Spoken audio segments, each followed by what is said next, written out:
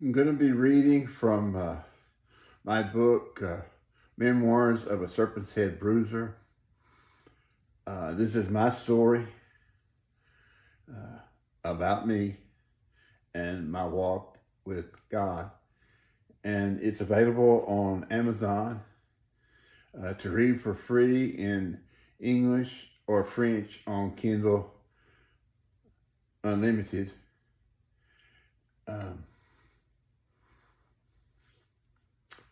And you can also buy it.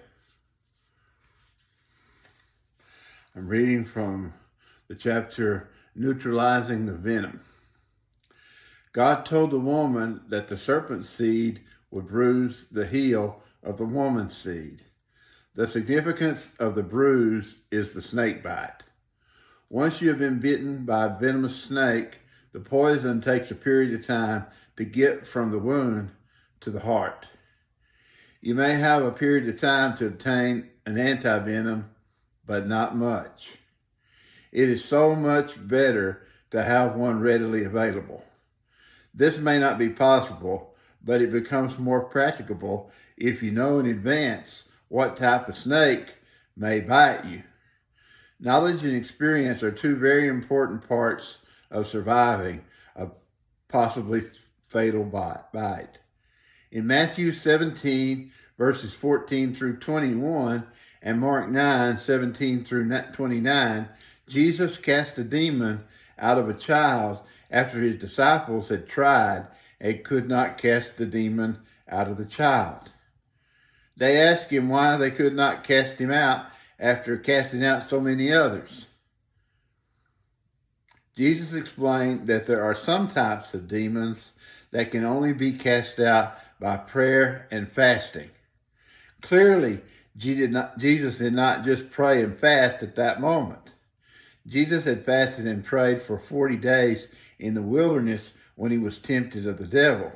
He had prayed, fasted, and was tempted by the devil. Prayer, fasting, and temptation must precede casting out these more difficult types of demons. Prayer and fasting will be followed by great temptation. In 1990, I obtained a good job with the federal government.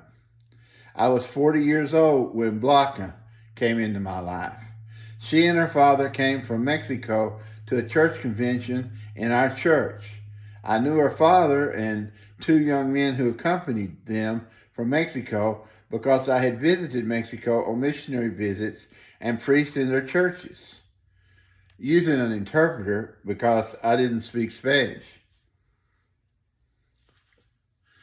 I had seen her sing in a church in Mexico and once in their family store, but had never met her. But that day in early 1996, she walked into our church and into my life. Little did I know we would be married by the end of the year.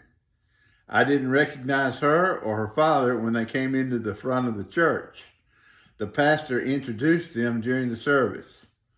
Because it was convention week, there was a luncheon after the service.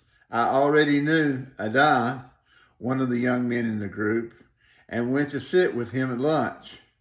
That put me sitting across from Blanca at the table. Adan introduced us. I did not speak Spanish, but I had recently purchased a pocket translator that helped me translate words from English to Spanish and vice versa.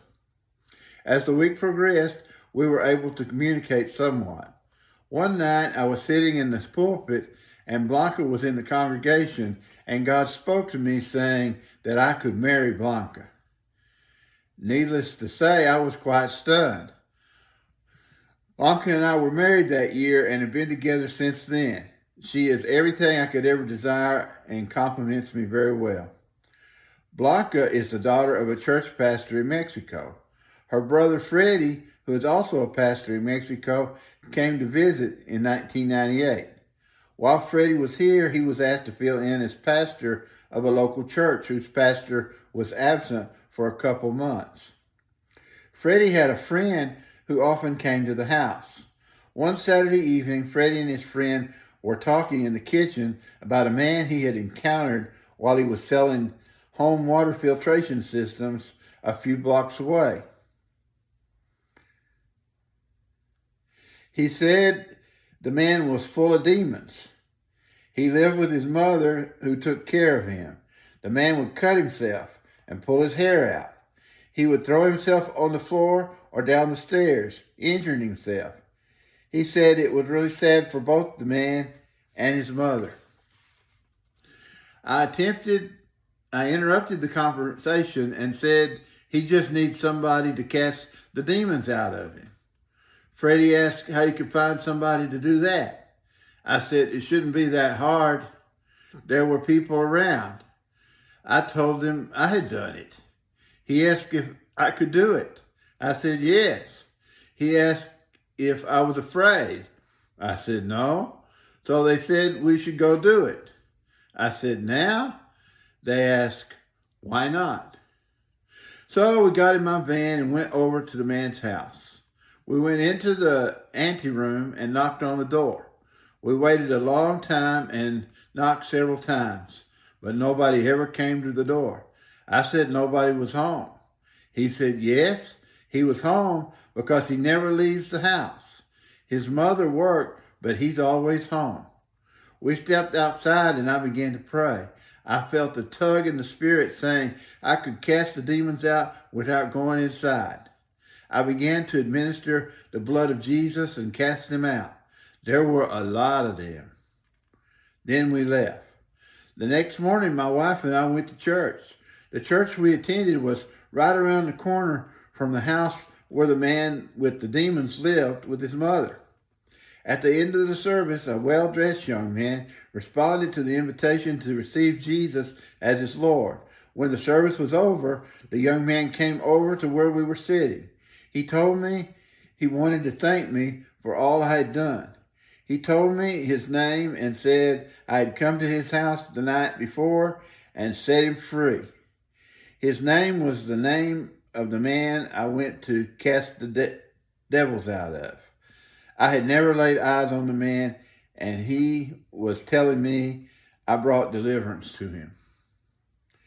That was a glorious moment to me, but I quickly learned about the devil's wrath in his efforts to keep men from destroying his kingdom. Within 2 months, I was in the hospital with a terrible chronic infection that would cause disruption in my life for more than 10 years. The following month, we were traveling to take Freddie back home. It was snowing and I started suffering from chills and fever. I called my doctor, who prescribed me powerful antibiotics and told me to come to his office when we returned from Mexico. Freddie drove home as I was not able to drive because of the fever and chills. I continued with antibiotics for a couple of days and the fever alleviated. I did not remember the doctor's instructions to see him when I returned. However, almost a year later, I had the chills and fever again, but they were more severe. There was also pain in my lower right leg. I called the doctor and he told me I would need to come to his office immediately. When I went into the office, he felt my leg and said it was extremely warm. He said I had an infection under my skin. He reminded me of his instructions the previous year to come into the office. He said he thought the infection had festered under the skin all that time and maybe longer. He said I couldn't go to work until this was resolved. He said he could admit me to the hospital where they could administer stronger antibiotics, but he advised against that for now because there were more dangerous infections in the hospital and I was susceptible to infections. He sent me home with the strongest antibiotics he could administer with a prescription and told me to stay off my feet. He also gave me some strong pain medicine in case I needed it. The next day, all the skin came off my lower leg and the leg was bubbling like a 3rd-degree burn. The pain was so severe, I could hardly bear it even though I took the pain medicine. It was like an open flame burning my leg, and the nerves in my leg were out of control. My wife said she couldn't put up with me like that and told me to call the doctor. We went to the doctor's office and he told us all he could do is admit me to the hospital where they could administer stronger antibiotics and more potent pain control.